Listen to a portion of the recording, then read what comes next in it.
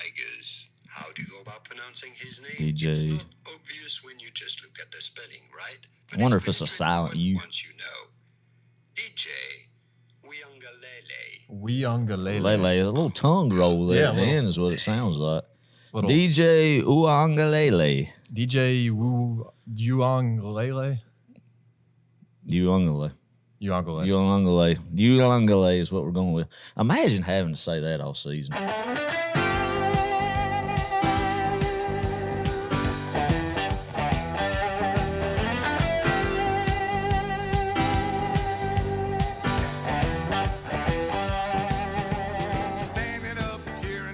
Welcome, everybody, to Row 60, a Georgia football podcast. Mm-hmm. My name is Clark Gaines, and alongside me is Adam Thornton. He is my cousin, my friend, and a DGD.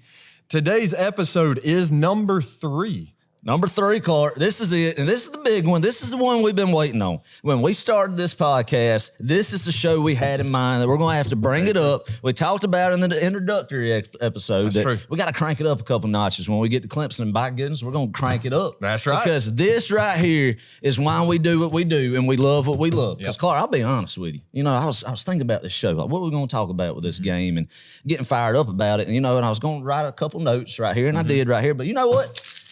I'm going with the heart on this, and just whatever is going to come out is going to come out. Forget the notes. All right, Forget the notes. We're going to talk about it. It's going to be from the heart right here, man, and we're just going to say what needs to be said about this Georgia Clemson season opener. That's huge. Let's go. I'm fired up, rambling right now. Can't wait. We got a lot of good stuff to talk about in store, but let's just spot the football, man. Tee it up. Tee up the dang ball. Let's go. Right now. Right now. As we're recording right now, we're 10 days away, and our listeners, when they hear this, 3 days away. 3 days away. Let's go.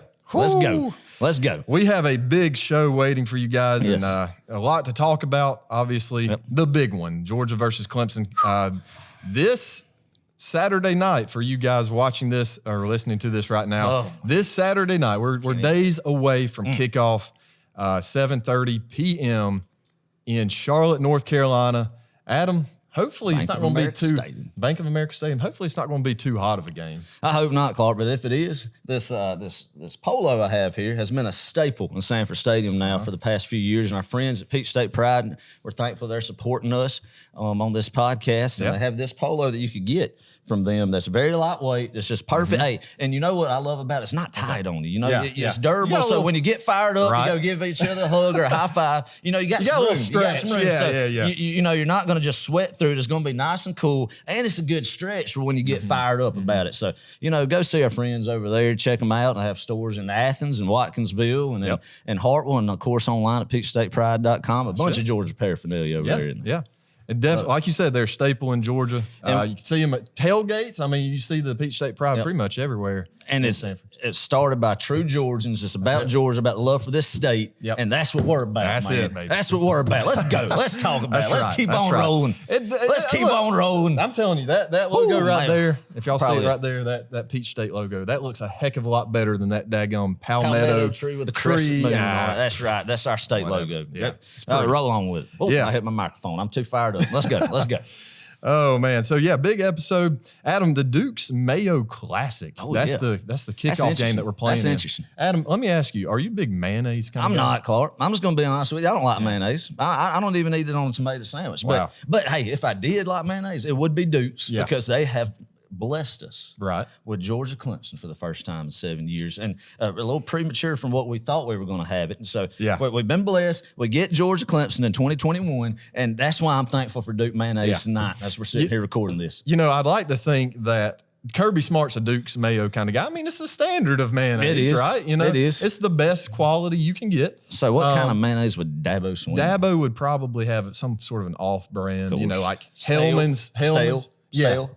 Probably some fake juice. Right. Mayonnaise, just some fake mayonnaise. Yeah. That's kind of what I would think it'd be. Yeah. Well, as much as we both don't like this university and this head coach and that football team, you do have to give them a little bit of credit. You do. They have had their fair share of national championships and conference championship wins and big-time bowl wins and things like that, and good records in the past, 5-6 years here. So, Adam, it's important, though, for us as Georgia fans to understand that, hey, this is a rivalry game. That's right. And a lot of people our age don't quite understand that. Our older generation does, but people our age don't really get that this is a rivalry game. Yeah. Oh, yeah. 100% is, Clark. And that's what bothers me is there's so many people, and you got to give Clemson due, like you were talking about, what they have done, especially since 2015, and the program Dabo Swinney has built. He has made himself one of the top 2 coaches in college football right now, and he's built a culture and a program that they just keep building on to. Sure. Yes, coordinators that's been with him a long time. I know he had a co-offense coordinator, Jeff Scott, who went to take the South Florida head coaching job, but Tony Elliott's been there for years. Brent Venables is a guy that is a standard in coaching defense. So anytime we used to play Clemson in the past, it was a game that, it's a rivalry. Right. And you're fired up about it. But this one's different because this is a measuring stick to where we're at now as a program with Kirby Smart. And that's beating Clemson. That is beating a top-ranked Clemson team. And taking that next step forward. Yeah, and that's what I'm excited about, man. But as far as this rivalry goes, Clark, can I just give the people a little bit of a history lesson? Let's do it. So everybody needs to get out their notepads. You need to study this over the next 3 days. You need to instill this and inject it in your veins because this is a gospel. This is a gospel about Georgia Clemson. All right, Clark? So this is the 65th meeting of Georgia versus Clemson. And the record is in our favor. Yeah. 42-18-4. Longest win streak was Georgia, 10 in a row. Yep. 10 in a row. Somewhere between the 20s and the 50s. Largest margin of victory too, correct? Yes, sir. 55-0. 55-0. So, after reading that and looking at that, there's 3 things in life that's for certain. Death, taxes, and Georgia's going to beat Clemson on the football field. That's what I take away from it. So, yes, I'm excited about some memorable games. Let me just touch on some memorable games. Yeah, let's do it. People need to know in the early 80s, both of these teams are like they are now, powerhouses in college football, and they actually went in 80 and 81 back-to-back national championship years.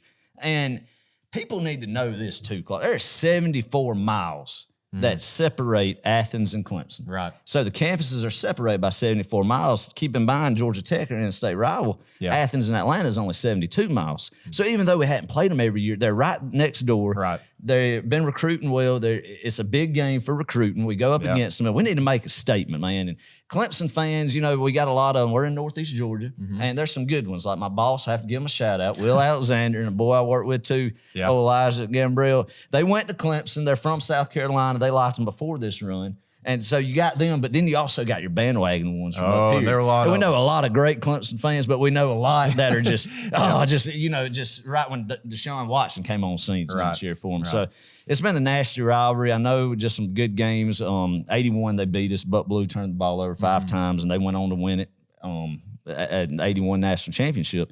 In 82, we come and we beat them on Labor Day. Yeah. The game of 2 defending national championships in the past 2 years. And what was Clemson likes to tell you, what they're going to tell you is Herschel Walker never scored against them. So you have that, and then more modern day, Georgia 6-2 since 1990 on them. Yeah. We lost in 13 and 90.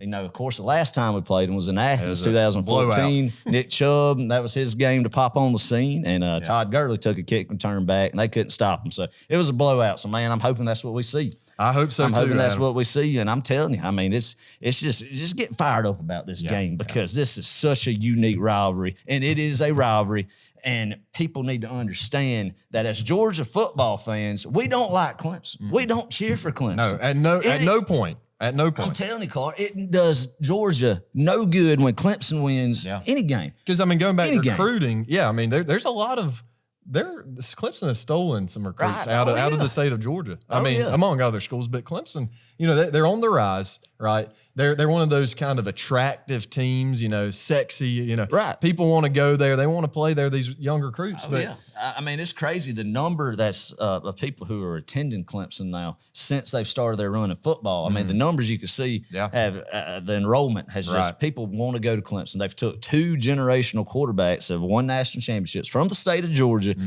And that's why this game is so big because I think, Clark, and you and I agree that even if Georgia loses this game and if Clemson loses this game, they're still in the hunt, but our mulligan's gone. Right. But better yet, we need to win this to start on the trail, to prove it on the Yeah. trail, and to push the narrative that Clemson plays in the ACC. They just have a cakewalk schedule. They could lose to Pittsburgh or Syracuse and still make the playoffs, and then fully rested and not banged up like the, back end SEC schedules that Alabama, us, LSU have to face and all that stuff. So if Georgia wins, that pushes that narrative more that we can go with and going back on the trail. Going back to what you said earlier, it is a measuring stick kind of game because there's really about 6 teams in college football. In the past 6 years, we've seen Alabama, we've seen Ohio State, Oklahoma, Clemson, Georgia, and then sometimes a wild card consistently, make it to the playoffs, make it to their conference championship games, have 10-win seasons.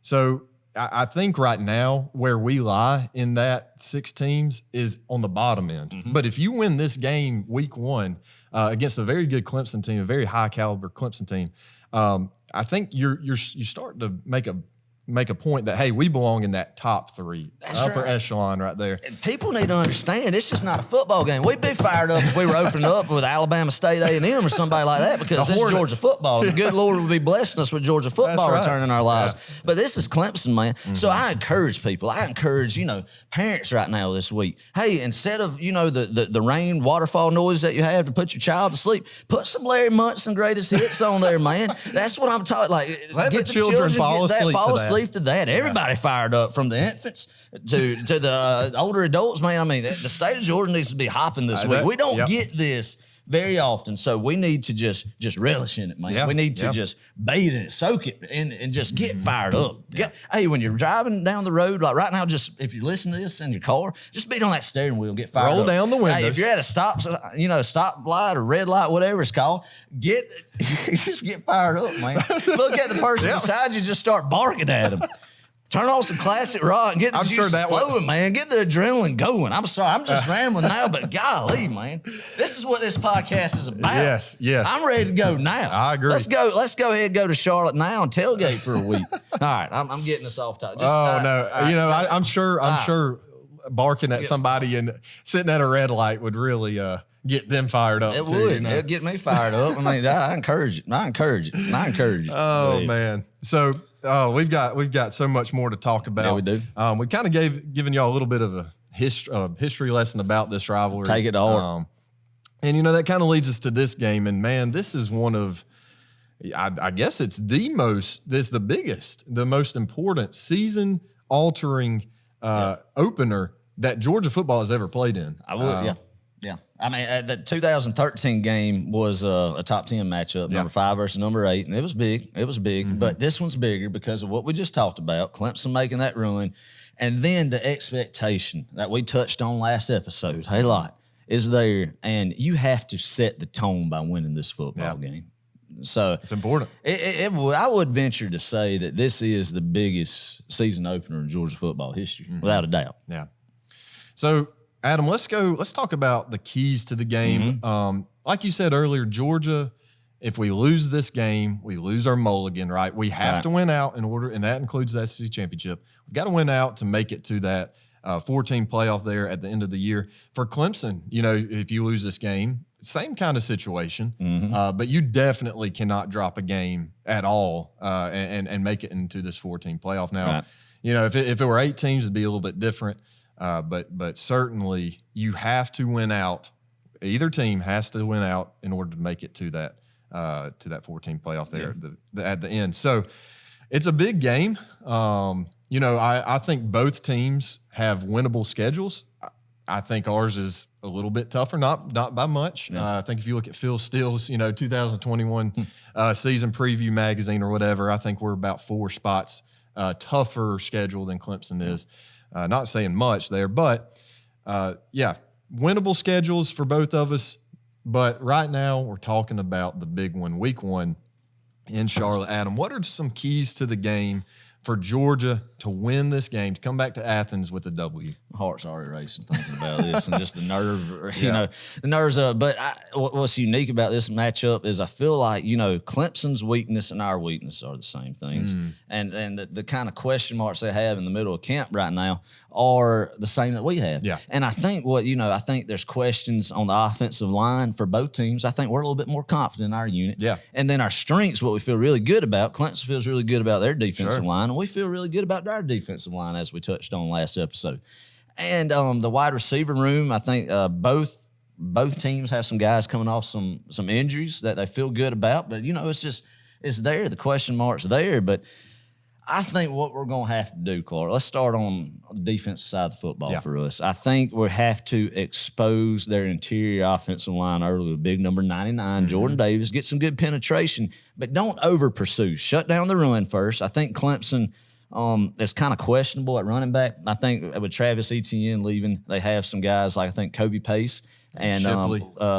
and Shipley, and there's another veteran guy, the Lynn J. Dixon. Right. I believe so. I think they'll rotate in there. The Shipley guy is a true freshman, getting a lot of praise. And what they're going to try to do, I believe, more so than trying to pound the football and establishing the run, is with Justin Ross, who had a great freshman year in 2018 for them, coming back off a terrible injury, and glad he's able to come back and play ball. But what they're going to try to do, I feel like, is have some short intermediate passes, some little mesh routes, some crossing routes, try to confuse our boys and, get some yardage here and there, get DJ Uyungale's confidence up. So get his confidence up and Justin Ross's confidence up, getting back in that game field. They're going to look at the Florida film from last year and try to hit us with some wheel routes, stuff like that. So it's going to be important for us to stay disciplined, man. Like, if we get good penetration on the lines, not over pursue and create a chance for a hole for Uyungale to step up out of the pocket and slip off for 7 or 8 yards. Let the pocket collapse on him. Hit him hard, Clark. Hit him hard. Let him know we're Georgia. And it's a junkyard dog defense.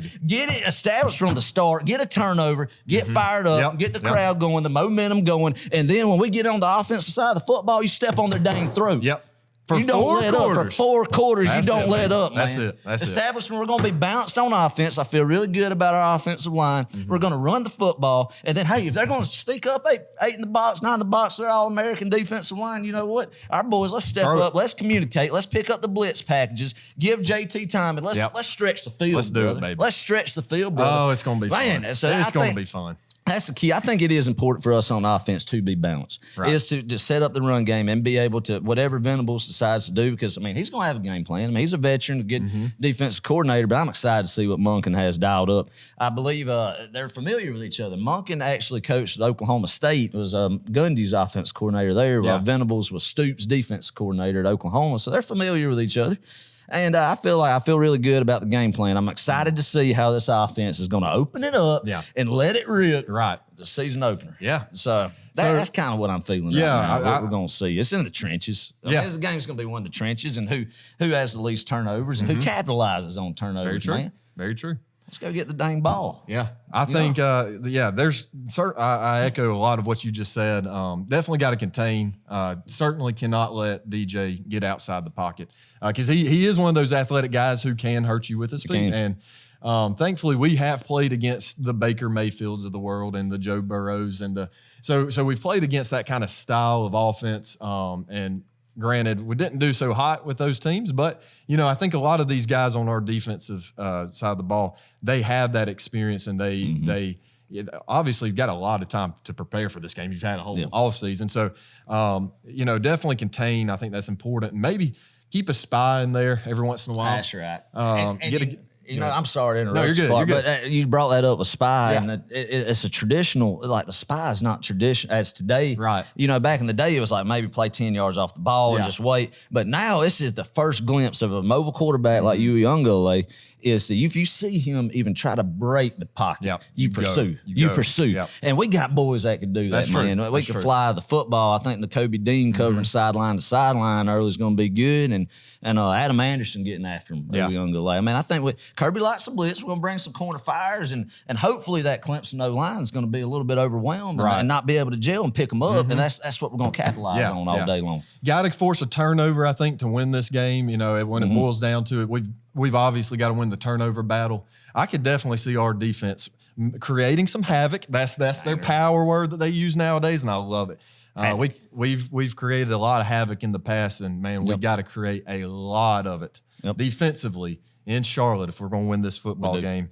And the good thing about it is, Adam, and traditionally the past 4 or 5 years under Kirby Smart, man, we've had a good defense. Yeah. We have had a solid defense. But now, this year, unlike really any other year, we have that offense to complement it. That high octane, let's stretch the field vertically kind of offense to now complement that defense. So when we do make those stops defensively, right, we buy them some time, we buy them some rest to kind of recompose and that kind of thing. So offensively, man, I'm really excited about Monk in the game plan. It's going to be interesting to see what we do there. Are we going to throw it to our tight ends a lot? Are we going to stretch it out to get those playmakers, those fast receivers out on the edge? Yeah.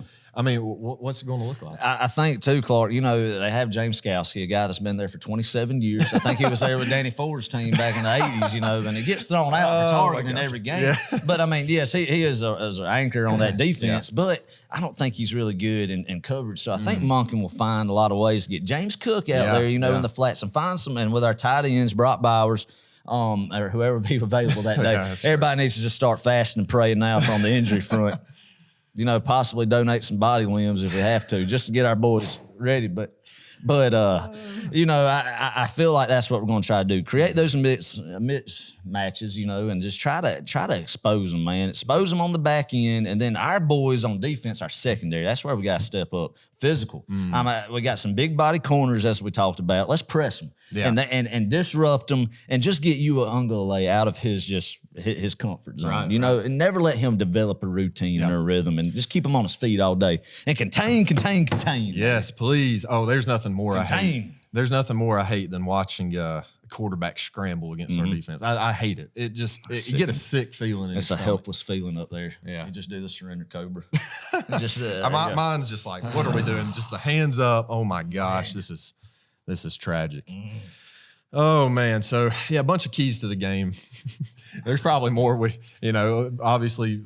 Special teams is special teams. Big. Yeah. I mean, flipping field position, and when you have a chance to get 3 points on the board, then your boy's going to make it. I feel good about our guy. Right, and I hope we don't have to rely on our guy Podlesny a lot. I hope we can punch it in. Six. That's right. Yeah, we got to score in the red zone. Our efficiency better be 100% in the red zone. That's it. At least when you're down there, take advantage of it. Get points on the board, and if we do get a lead, step on their throat, man, and just impose your will like that 14 game. Yeah, and just keep it rolling. Yeah. Because I tell you, I think if he lets up the brakes at any point in the game, and we know what happens when that happens.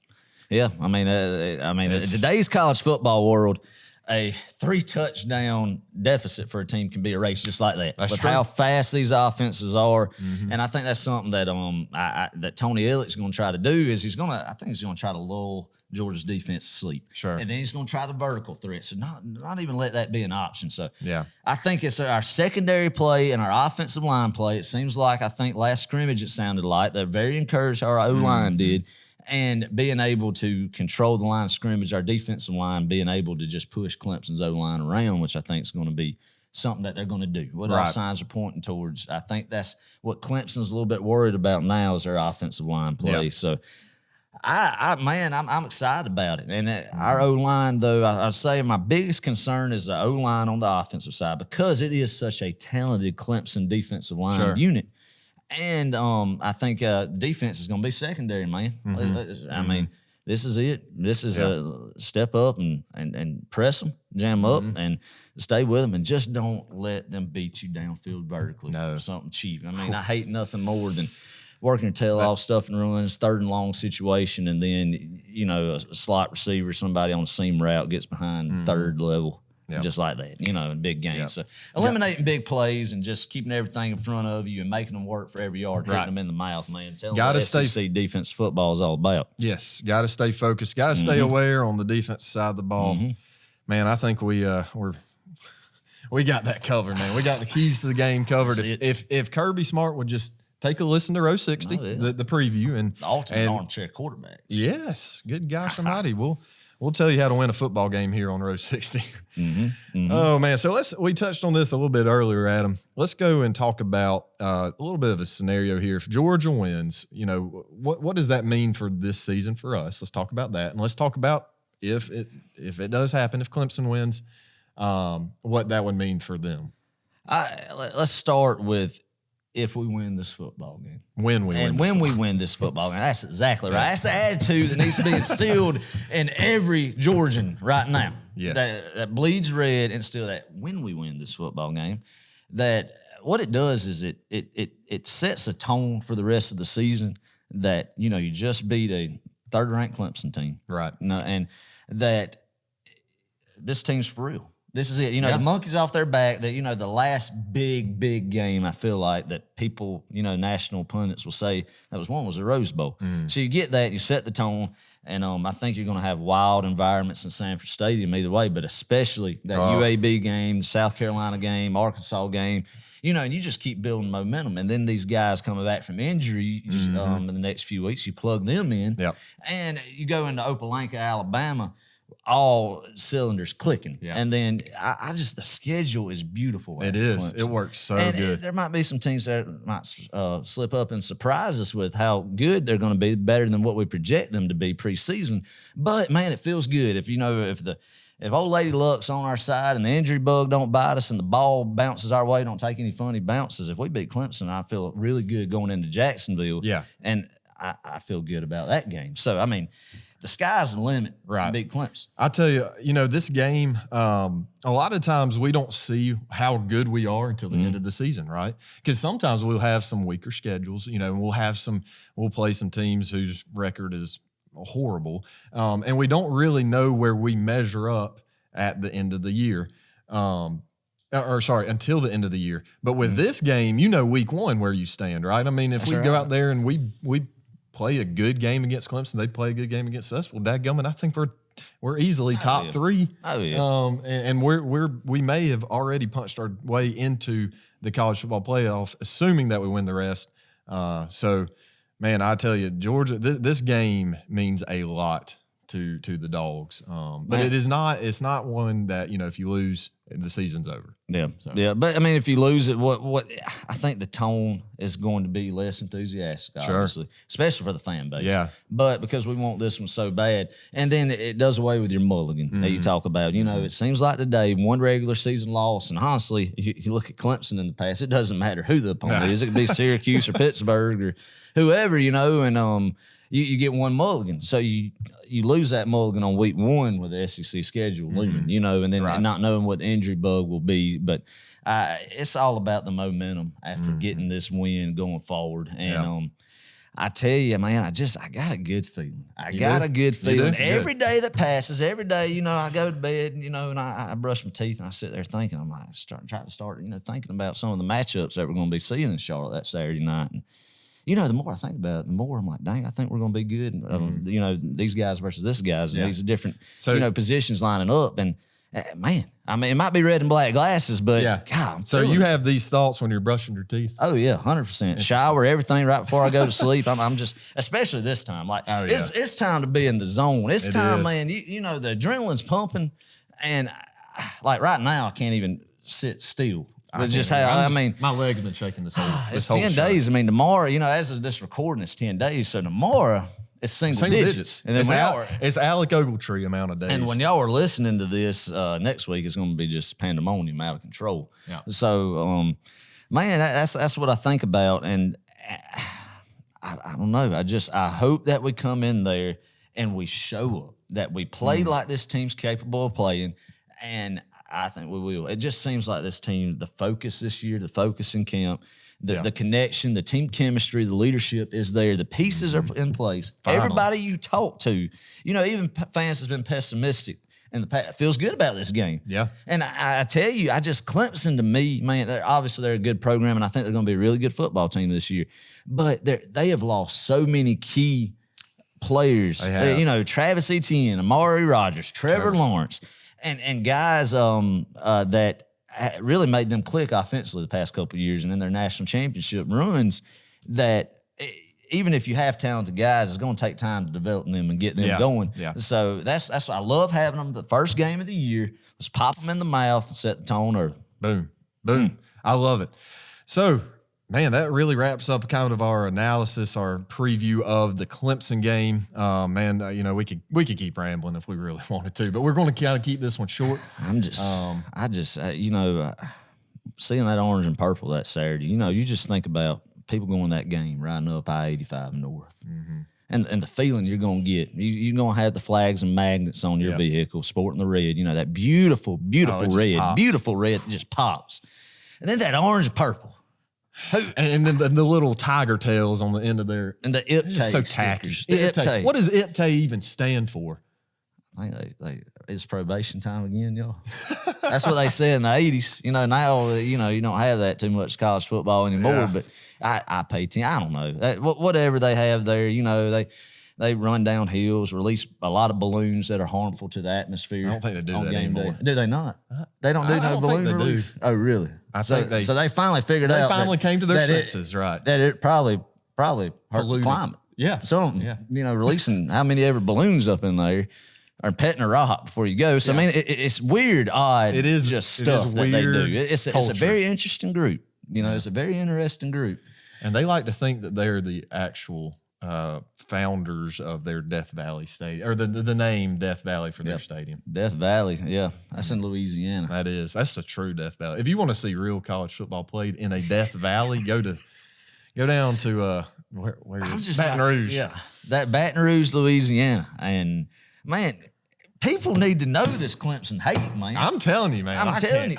It just got me when in these national championship runs, everybody says, well, I'm not cheering for Alabama again. And brother, I understand that. I understand you won't cheer for Alabama. That's a meteor game. I'm sick of Alabama too, but think about it, man. What's another national championship going to hurt if Alabama wins? But if Clemson keeps stacking them up, that's just separating us up. We can't have that. No. That's something in life you can't have. You cannot have Clemson's football program going in this direction while we're staying just stagnant. Yeah. Stagnant. And that's why this game's important. You don't get many chances. Last time we played them was 7 years ago. And since 2015, I was like, every year I think, man, what if we get Clemson this year? Mm-hmm. I want to beat them. Yeah. I remember, Clark, honestly, coming out of the Rose Bowl, after the kind of it wore off, just the cloud-like feeling after you won that game and you got done celebrating, I just thought, give me Clemson national championship.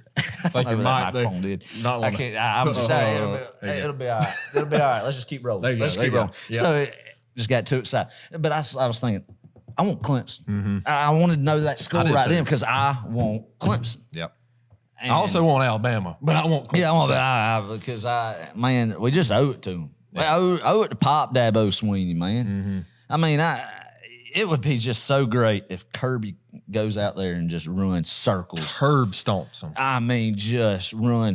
Dan Lannon and Kirby Smart just running circles around that Tony Elliott offense, man. Like, we go out there. I have this vision. I actually had a dream about it during the offseason. I did. A revelation. I did. And I think it's something like, well, if you say it before, you got to eat breakfast before. If you say it before breakfast, it's not going to come to fruition. I see. Okay. So I, for one, after I ate breakfast that particular morning, decided to express what I saw. And it was like the first opening offensive drive of the game that Clemson had. Big Adam Anderson, number 19, came around that edge from the Sam linebacker and just smoked UGA. Yes. And about, Clemson had it on their own 15-yard line. And Adam Anderson hits him, the ball pops out. Somebody just scoops the scores, crowd going, that's the adrenaline rush. That's the natural high that the good Lord's given us to enjoy on this earth.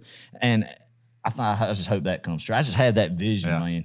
Just the pocket collapsing on Uyunglele and making a poster of it. One of them, just making a poster of it. I tell you, if that were to happen, Adam, let's say Clemson make gets a the poster ball, of it. It's going to get a right fat there. head, and it's going to go right there. We're going next week.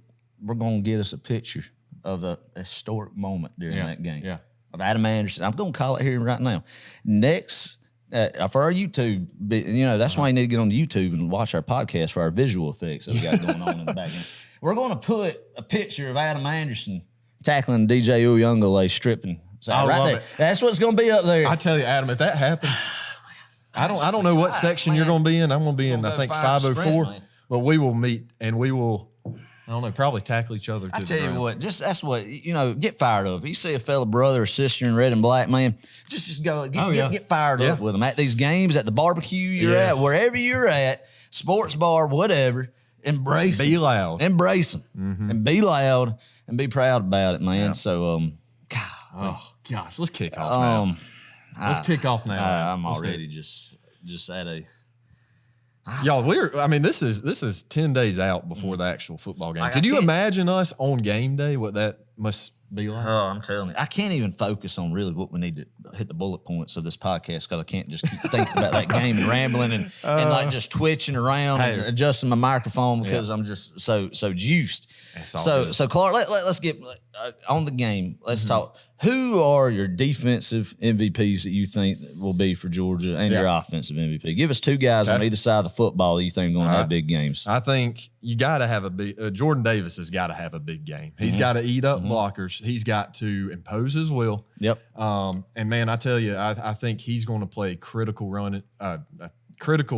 in the run game or defending the run game there. I don't think we're going to have much issue stopping Clemson's run offense. I don't. I just don't see it. I don't either. I mean, the vertical downfield passing game, like we've harped on, it will be where the key is for the defensive side of the football. Yeah, for sure. And obviously, Kobe Dean, I think that would be my second one there.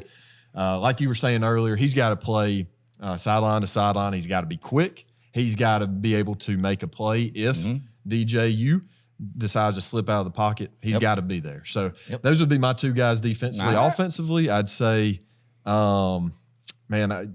this is an obvious one. JT's got to have a game of his life. I think this is a big moment on a national stage for himself to prove that he can perform at a high level against a very good defense, very solid defense, and make the throws in order to move the ball. And I tell you, the one thing I want to see from Todd Monken, not necessarily JT, but Todd Monken is the play calling. I want to see first down throwing the football. We got to be aggressive. Mix it up, man. Yeah, we got to mix it up. My second offensive player who's got to have a big game. I was going to go with old big Darnell Washington, but I'm going to go with Zeus. I'm going to say Zamir, and we've got to establish the run game, right? I think it all starts up front in the trenches. But Zamir's got to have a game of his life. We gotta run the ball. We got to get to the outside edge. We got to get into space, people. I tell you what, Clark, imposing your will, running the dang football. I know today we've talked about the cuteness of the passing game now, but when you are truly imposing your will on your opponent and running the football down their throat, they have 8 people in the box. They know it's coming, but they can't slow it down. And that's a staple of Georgia football. Man, I hope it's around about 10 o'clock. September 4th, Saturday night, Bank of America Stadium. We're in the fourth quarter, and we feel like we're feeling good. Yeah. And we're imposing their will on that All-American defensive line. That would be fun. That old Brian Brzee just gets pancaked. Miles Murphy just gets pancaked. I mean, our guys are, Matt Luke's fired up. And our boys, everybody's getting touches. Kenny Matt's getting touches. Kendall Milton's running the ball down their throat. James Cook getting to the outside, getting some space and just cutting it upfield. Who's our fifth string white running back this year, Adam? I got to say that when that player comes in at home games, old Jack and Richard who's sitting in front of him, been sitting in front of him for years. He said that's when it's time to go to the car. On them afternoon 12 o'clock games. Yes, old Prather Hudson, he went up to Illinois. Good guy, DGD. Oh yeah, but I think what we have to have, I'm going with Adam Anderson as my defensive MVP, Clark. Yeah. I've been high on him. Right, everybody's Adam Anderson, but I'm high on this kid. Yeah. So watch for number 19, and I'm going to throw out somebody on the receiving corps that might be a surprise to some folks. Might be a surprise. Marcus Rosemy-Jackson, coming off that leg injury we talked about in Florida. Yep. The kid's been lighting up in camp, it sounds like. And I think, with kind of what's going on in our receiver room right now, from what you hear, I think he's got a lot of good opportunities come next Saturday night. Good. So I'm going with him. I'm going to go with him as a guy that's going to come up big. That's going to be my dark horse offensive MVP. I love it. Marcus Rosemy-Jackson. Everybody, put it hard. He's number 81? 81. Love it. That's always a quick receiver. Whoever number 81 is always flies downfield, I feel like. So maybe we'll get him the ball. So I I love it, Adam. I think we've covered this game. How about we do this? We're going to do this each week. I think we'll pick about 5 games or so, including the Georgia game, where we just do kind of a pick 'em. Maybe we might want to bring on a celebrity each week. What do you think? We about do that? need to do that. We need to bring on, We're gonna have a guest. Pick 'em. Who would be a good one for the UAB week? Tune in for the UAB week. Are we actually going to do this? We're going. Yeah, we might go get somebody. We're gonna go get somebody. I love it. All right, so Alabama, Miami, switching gears a little bit, going down to the second biggest game, it's week 1 here. Alabama, Miami, that is in Miami, correct? It's in Atlanta. Peach Oh, Bowl. yeah, that's Peach right. Bowl. That's right. It's a Chick-fil-A kickoff. Yeah. Alabama's played there 117 times in a row. Chick-fil-A, that's one. That's the only thing that we could go against Chick-fil-A is they seem to favor Alabama in the kickoff games. I don't know if they control that, but they sponsor, and Alabama's in there every year. Yeah. So Alabama, Miami, I'm going with Alabama, obviously. Yeah. I don't think it'll be close. I don't either. The last time – I feel like one of the last times I remember week 1, Alabama playing a ACC opponent like this, kind of with some hype behind them, was Louisville. I think, was that 17? What year was that? 16? With Miami playing? Yeah, down in the Louisville and Alabama. Oh, Louisville and Alabama. That was down in Orlando. Right. I think that was 18. 18, yeah. Tua Tagovailoa. Oh, boy, they got shellacked. I mean, it was not even close. Yeah. But I think we're going to see the same outcome there in Atlanta. Alabama smokes them. Yep. So let's see. Notre Dame and FSU. That one also is that Sunday night game. I think Notre Dame's not going to be as good this year as I have been. I mean, Brian Kelly's tried out some respectable teams in the past, but they are going to beat Florida State. Florida State, Nebraska, and Tennessee are all on the same page. Just trying to live off their former glory years of the 90s. It's non-existent anymore. So I'm going with Notre Dame on that one. What about you? I think Notre Dame as well. I think this one will be a little bit closer though. I think maybe a 10-point game there. But I think Florida State's going to make a little bit of noise. They're going to make a little bit of noise. I do believe so. Man, I don't know. I don't believe in the Seminoles anymore. Really? Yeah. I don't know. Poor Bobby Bowden. I mean, God bless him, great man, God rest in peace. But his Seminoles, it ain't. They're not the same anymore. That's for sure. And I don't see them coming back anytime soon. Yeah, and it's kind of sad. College football is better when the Florida States, the USC's, the Michigans of the world, when they're good. I mean, that is true. But as long as Georgia's up there, man, who cares? Forget the rest of them. I'm right there with you. All right, Monday, Labor Day. That would be September 6th. We got Louisville and Ole Miss. And that's also in Atlanta. Yeah. That game is also another Chick-fil-A kickoff game. That game, I don't think Louisville's going to be that good. I'm not a big Scott Satterfield guy up at Louisville. He did a good job at App State. And I know a lot of people up there weren't happy with him because I think he flirted with South Carolina for the head coaching vacancy last year. I don't think Louisville's that good. And I do think old Lane Kiffin and that offense is going to be explosive this year. So, Ole Miss. I'm with you there. Ole Miss is going to smoke them. I think it's going to be a fun offense to watch there in the West this year. I'd like to think Ole Miss is going to give Alabama a run for their money. Yeah. I'm not saying they're going to beat them, but I do think sitting here today, I think they're going to put up some I tell you what, it's going to look a lot like it did last year. Don't want Lane Kiffin to be the first Saban disciple to beat Saban. I'm telling you, that is not good. We do not. That belongs to Kirby. He's earned that right to beat Saban. It's only right. It's only right if the good Lord smiles down on the Dogs and for Kirby to beat Nick Saban. I'm sorry. You're good. Here we go. All right. I just get too excited, man. I knock my microphone around everywhere. All right. There we go. Go to our game of the week. Tell the people what our game of the week is outside the Georgia Clemson game. Adam, this may be bigger than Georgia Clemson. This is one not too many people know about. Southern Mississippi at South Alabama. Adam, let's get our mascots right. What is Southern Miss? I know they're yellow. The Golden Eagles. Golden Eagles, and then we got South Alabama. They're the Jaguars, right? I don't know how I know that, but I just know that stuff. So yeah. South Alabama Jaguars. Who do you like in this? I'm going with South Alabama. But fun fact, Major Applewhite is their offensive coordinator. He used to be the head coach at Houston. He was Saban's first offensive coordinator in Alabama in 2007. Okay. Former Texas offensive coordinator. Yeah. That's the only coach I know out of those two teams. And I think South Alabama is going to beat Southern Miss. Interesting. I don't think old Brett Favre was going to be too happy after that game on Saturday. And it's an 8 o'clock kickoff. ESPN 8 o'clock. Plus. I'm telling you, that's more prime time than Georgia Clemson. Dang. 8 o'clock, man. ESPN Plus. You can't even find it on TV. Yep. So you going? Who you going with? You going with the Jags? You know, I'm going to go with this. I'm going to go with the Golden Eagles. Make it interesting. No, all right. Yeah, just because I like an eagle. Yep. Eagle just screams freedom to me, and I respect that. I have literally no other connection or knowledge of this game, so I'm going to stick with Southern Miss. All right, the Eagles. perfect. Roll on. Perfect. It's going to be 27-14. Perfect. All right, which leaves us the biggest, truly, seriously here, the biggest game maybe of this regular season, Adam. Is that is there another game that you can think of that would be bigger than this one? This is it. I think this is it. This is a matchup. That's it. This is the one that's going to determine a lot for it. So Georgia versus Clemson. Adam, let's talk a little bit about the score, what we think is going to happen. Just very briefly here. What do you think? Give me your thoughts, your feelings right now, sitting here today. The feeling that I got the other day, and I've been thinking, like we talked about, I've been thinking in my spare time, and I just get something that comes over me that tells me 34-28. Georgia. Wasn't the Dawgs? That was a score. 34-28. I'm thinking the offense gets about 4 touchdowns. Yeah. Old Pod is going to hit 2 field goals. Mm-hmm. So that gives me 34 points. I'm feeling 34-28. That's what I'm looking at. I like that. Yep. Georgia. The Dawgs, baby. Starting the run in Charlotte. Big win over Clemson. Bucket. That's it. I love it.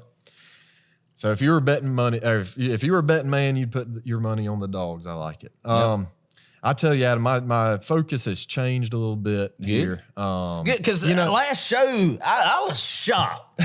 You said you thought Clemson. I mean, that's respectable. I understand because of who they are, but so you're now. Please tell me. I tell you, well, you've kind of had a change of heart. I've had a change of heart. The Lord spoke to you. Yes. Right. I tell you, I think this game is going to be close. I think it's going to be 4 points. That's just my roundabout number there. Right. 4 points in favor of the Dawgs. Good. I think it's going to be 35-31. I don't know why. Yeah. That's just my feeling. So as of right now, this feeling will probably change about 30 minutes before kickoff. And I tell you, my pre-kickoff feeling is almost always right. It is uncanny. I tell you, the one time I got a bad feeling about a game, one of the last times was actually Georgia, South Carolina, 2018. I told Caitlin, and Caitlin she's my witness on this. I said 30 minutes before kickoff, I said, we're going to get beat. I don't know why. It just felt weird. We didn't look like we wanted to be there. Absolutely was smoked. Oh, what? In 2018? Oh, my bad. Not 18. Not 18. 19. I'm sorry about that. Oh, correction. We don't even want to think about that game. Yeah. But you know what? I think we're a different football team with a heck of a different mindset for this football game. So I do think sitting here right now, 35-31.